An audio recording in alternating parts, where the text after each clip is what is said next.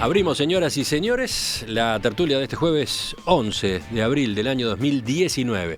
Vamos saludando a quienes nos acompañan. Lilian Celiberti, que vuelve. ¿Qué tal, Lilian? Buen día. Buenos días. Esteban Valenti, ¿cómo te va? Bien, buen día. Mal me va. ¿Por qué? Porque todo esto que estoy escuchando me subleva, me revuelve el estómago. Carlos Ramela. Buen día. ¿Tú bien o mal? No, yo estoy viendo que se confirman varias cosas que he dicho durante muchos años y que, bueno, empiezan a salir verdades a la luz que es necesario que salgan en forma definitiva para que este país supere un drama que ya lleva 40 años. Dejo el saludo para Cristian Mirza, que es el cuarto integrante de la mesa de hoy. Enseguida se incorpora. El tema ya quedó insinuado, vamos a él.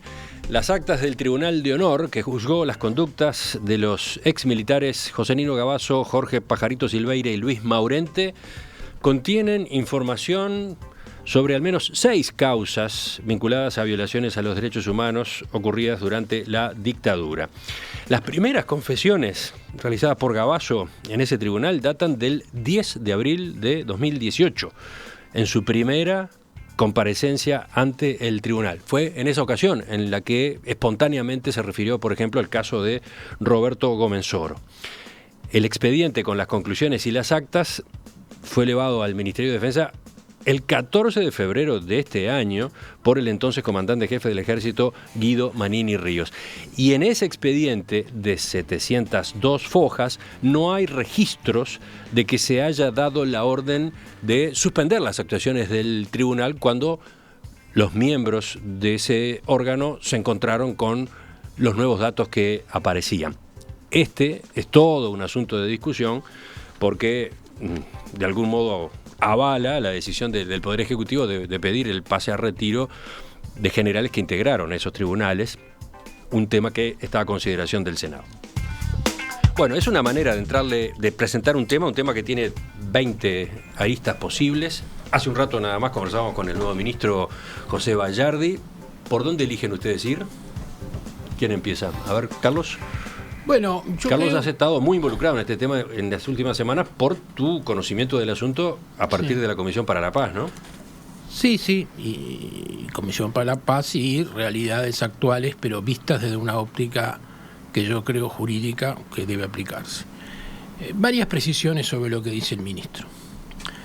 El ministro reitera lo que dice Vázquez, de que hasta el año 2005 oficialmente no hubo ningún reconocimiento de violaciones a los derechos humanos. Eso es una mentira,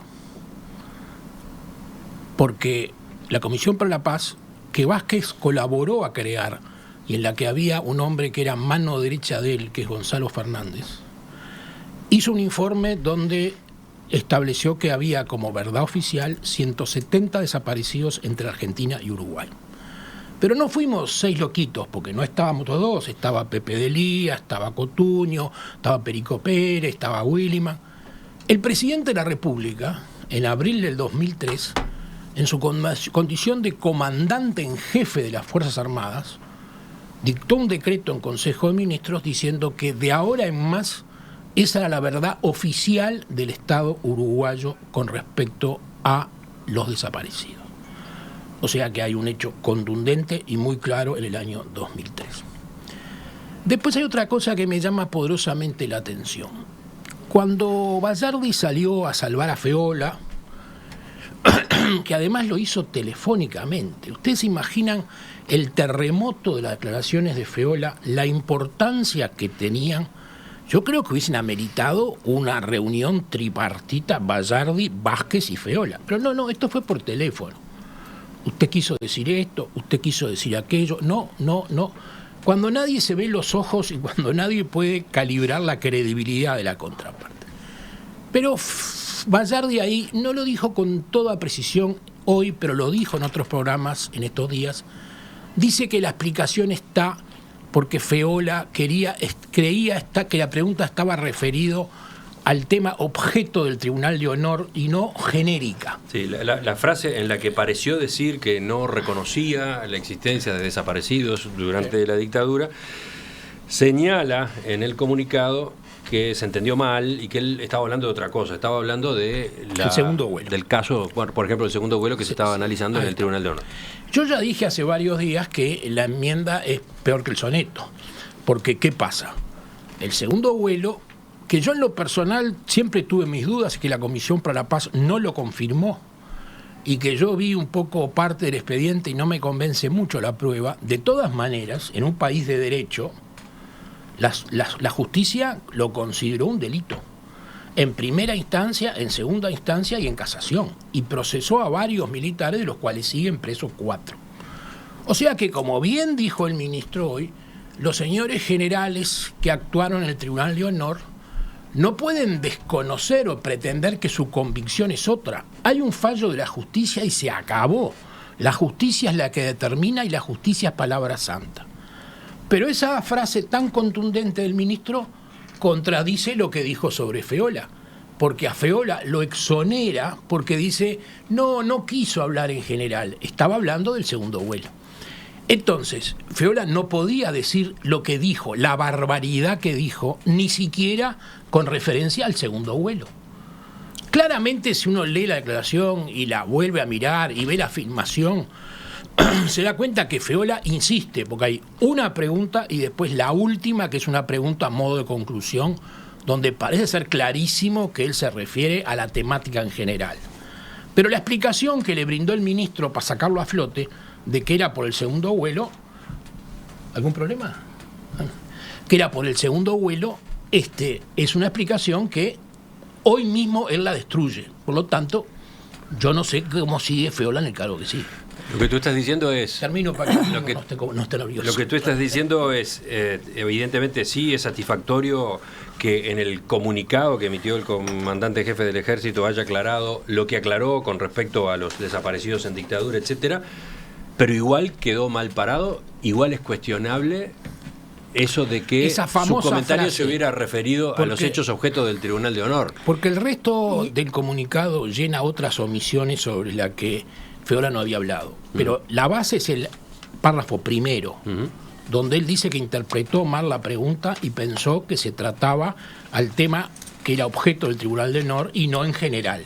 Y para ti entonces, por eso debe haber sido simplemente relevado. Si era eso, se estaba refiriendo al segundo vuelo. Si el ministro sostuvo acá que es imperdonable que los generales en el Tribunal de Honor no hubiesen considerado el segundo vuelo porque era un tema fallado y resuelto por la justicia, el mismo argumento textual se le aplica a Feola. ¿Lilian? No, que en todo caso la pregunta era muy concreta, explícita y clara, no había lugar a interpretaciones. La pregunta que le hace un periodista o una periodista, no recuerdo, un hombre, es referido a un comunicado de familiares de detenidos desaparecidos. Exacto. Feola, los familiares de detenidos desaparecidos pidieron públicamente que el nuevo comandante en jefe hiciera en un acto público o que repudiera públicamente los hechos del pasado, los hechos del terrorismo de Estado. ¿Usted qué responde a ese pedido? Me parece que no hay lugar con esa pregunta a ninguna otra interpretación. O sea, no puede estarse refiriendo, si me preguntan,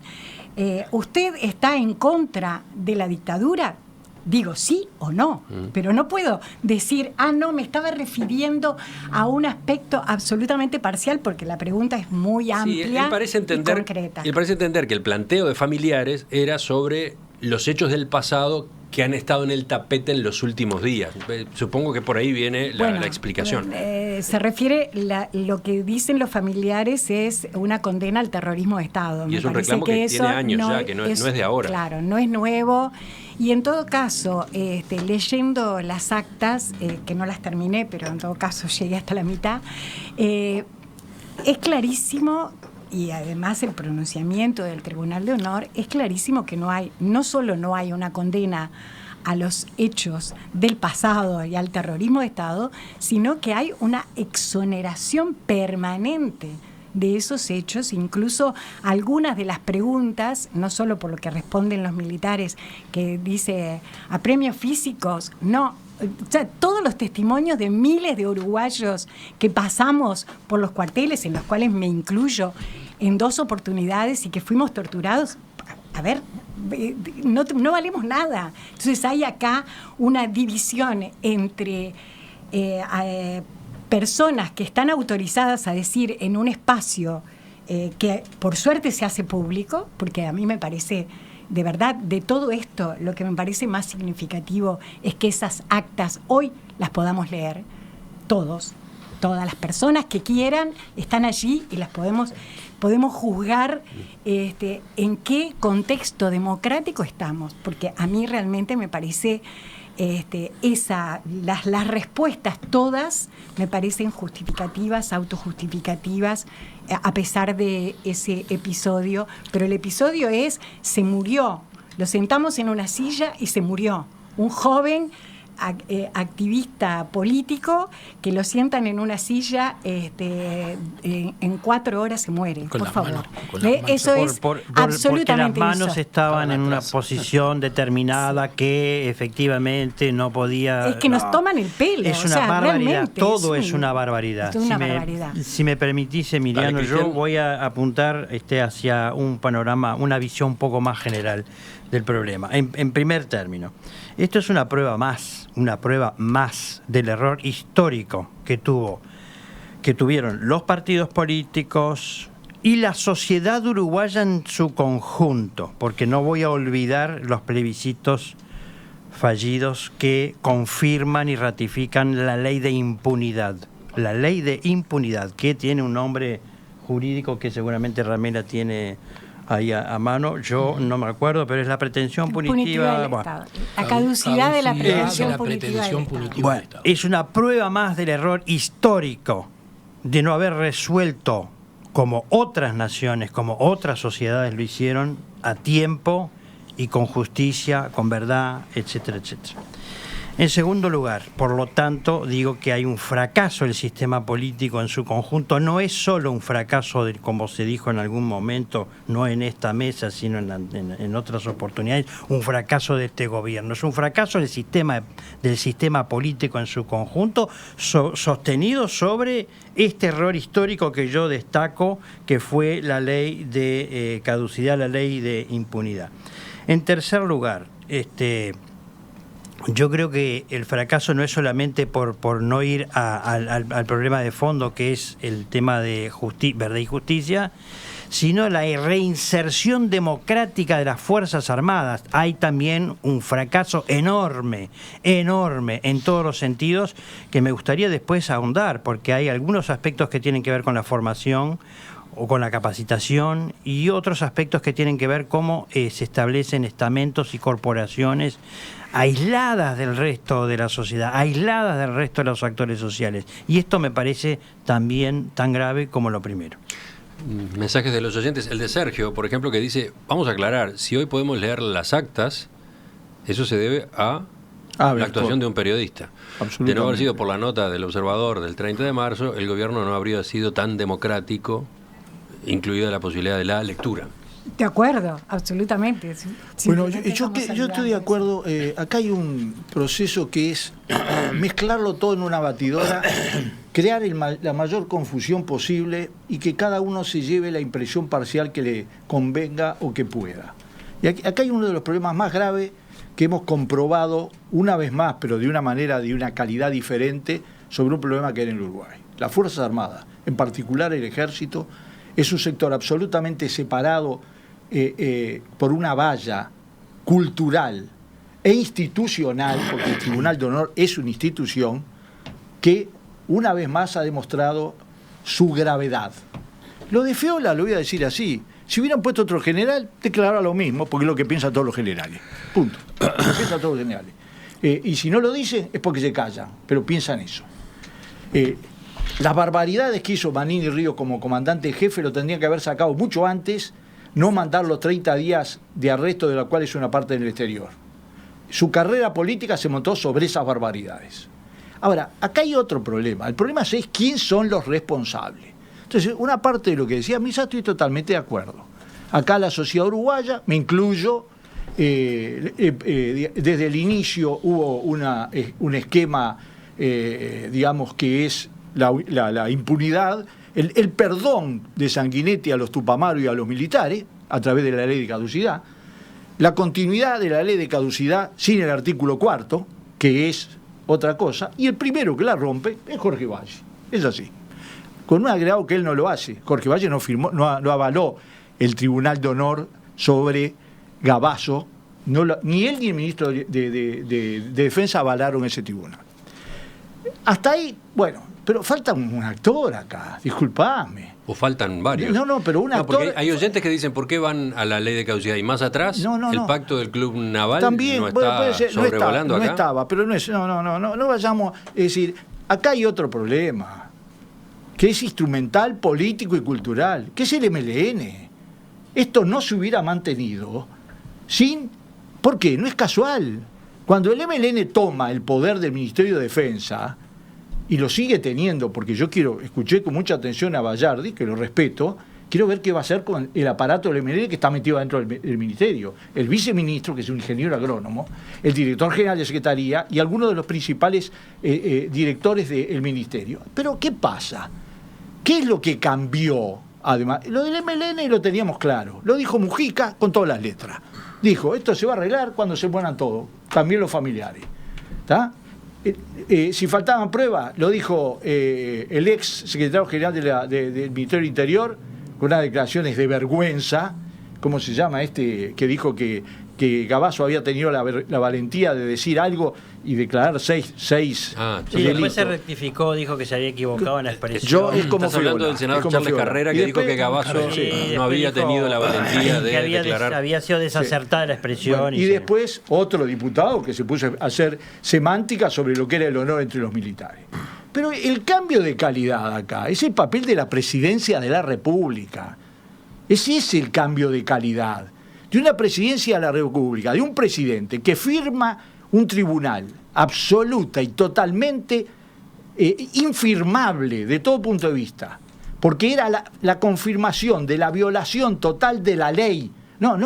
Yo ya no hablo de honor, ya no hablo de honor, ni de moral de izquierda, porque sacó a los 6 generales, incluido el ministro después, pero vamos a entendernos claro, que alguien de izquierda firme, avale un tribunal que habla lo que dice ese tribunal sobre 2 presos, 2 militares, uno de los cuales acusado de 28 asesinatos, y no lea, o diga que no lea, y que el secretario general de la presidencia, que yo no le reconozco ningún mérito frente amplista ni de izquierda en absoluto, pueda decir que él no se lo entregó al presidente, cuando hace meses que está eso. Yo digo que hay un cambio de calidad. Lo que eran los militares, yo más o menos lo sabíamos todo. Lo que había pasado hasta ese momento, incluyendo la interpretación que uno quiera, efectivamente, pero acá hay un cambio de calidad. Y no se hubiera sabido nada si no hubiera salido en la prensa. Y para eso uso la misma retórica que usó el presidente Vázquez en el Antel Arena.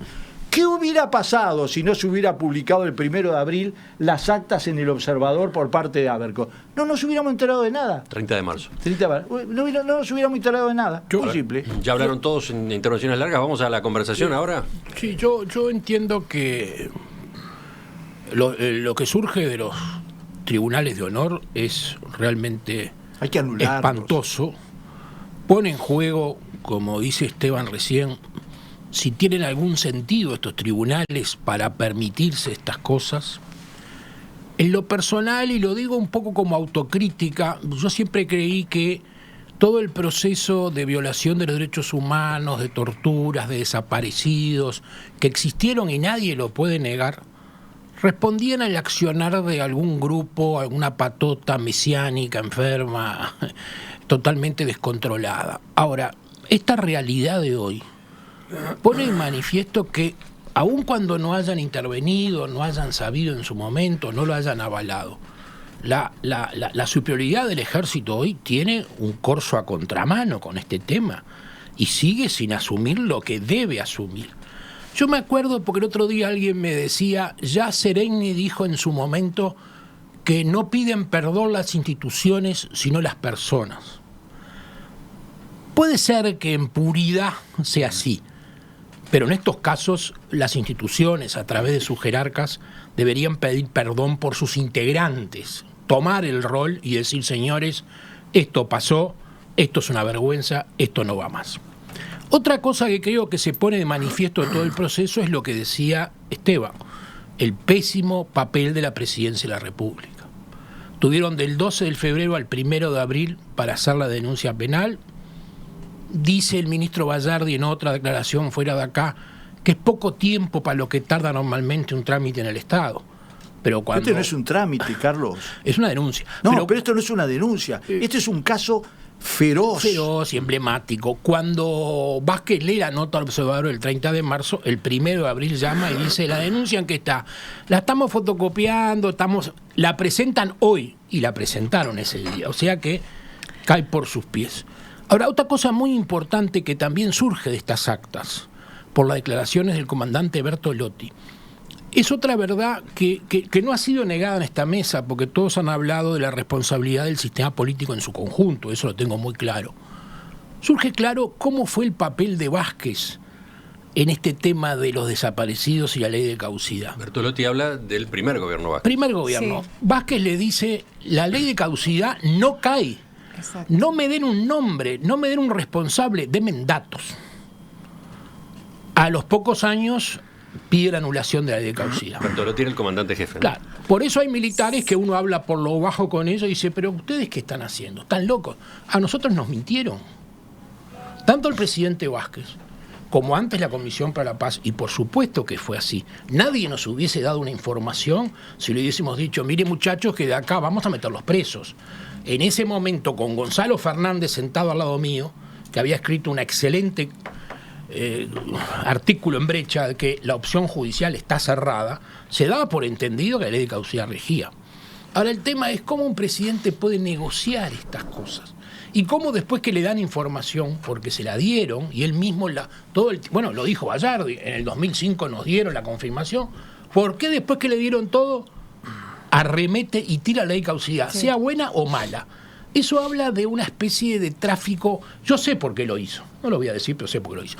Eso habla de un tráfico medio indecoroso con un tema que es demasiado importante y demasiado sagrado como para negociarla como quien va a comprar un bus o una tienda. Yo creo que quiero en todo caso recordar que estamos en una lucha que viene desde 1985.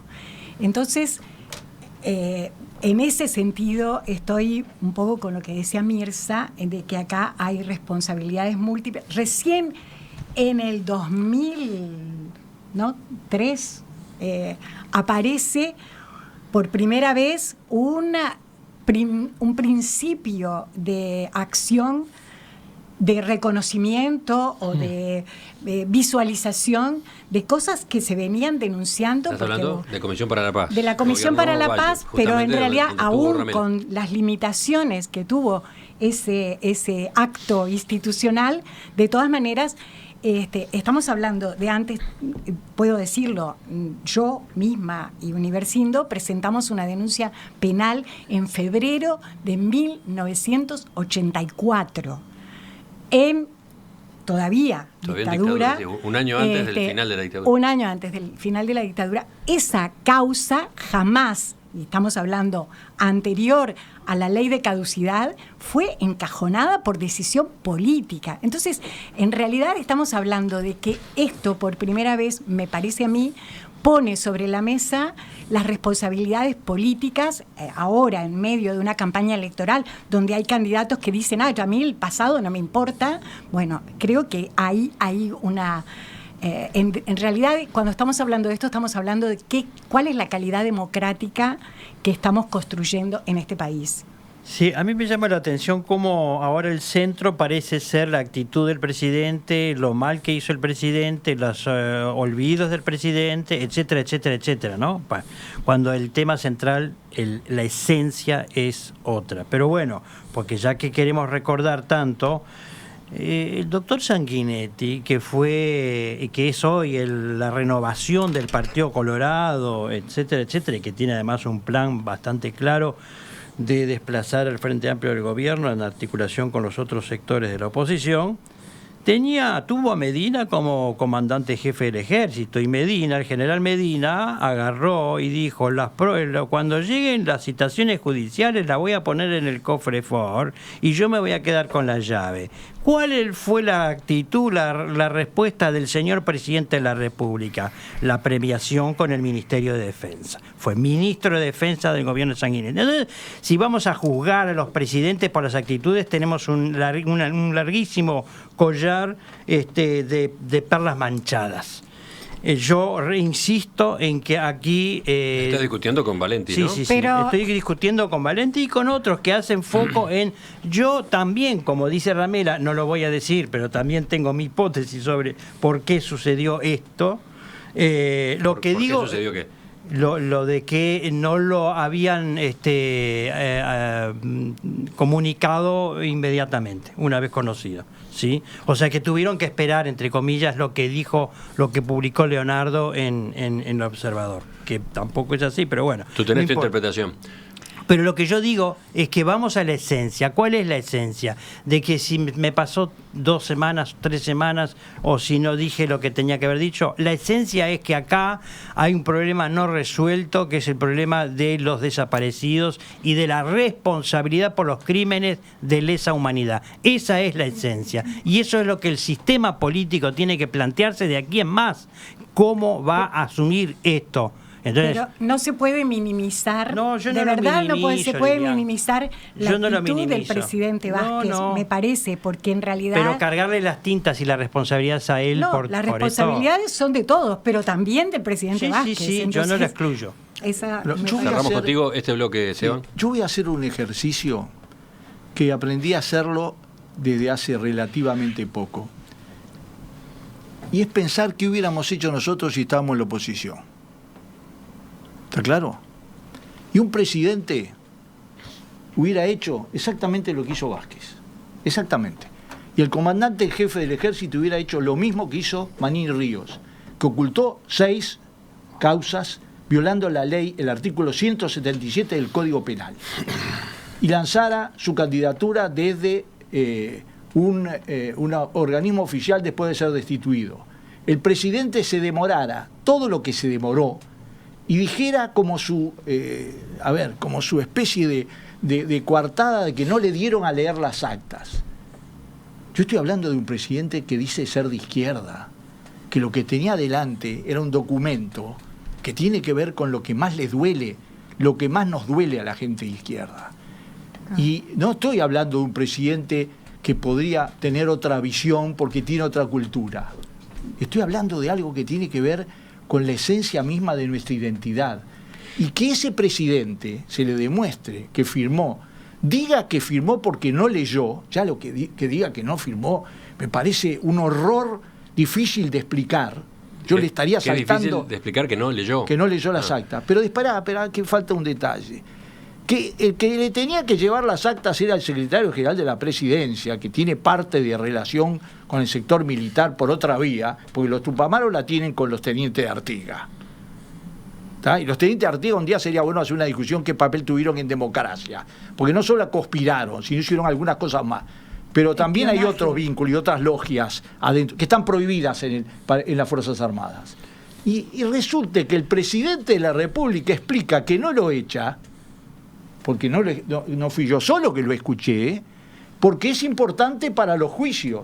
Este señor es el señor con más poder, Miguel Ángel Tomás, es el señor con más poder en este país. Carlos, cerramos. No, yo simplemente para decir que estoy totalmente de acuerdo de que estos temas se tienen que aclarar de una vez por todas y se tiene que asumir la verdad, no ya eventualmente para seguir condenando, pero para conocer lo que pasó y dar el paso al frente. Ahora, yo reclamo que esa verdad sea completa y global. No me sirve una verdad hemipléjica. Mientras se dice los militares, por otro lado se enseñe y surja de algunos textos que no sé los modificaron o no, de libros de enseñanza, que los Tupamaros surgieron para luchar contra la dictadura. Bueno, acá se abre Y que otra discusión. pido el análisis global. Me permiten poner la pausa que viene bastante atrasada, justamente. Lo mataron en democracia. Vamos a ver cómo sigue esta discusión en marzo del enseguida. 73.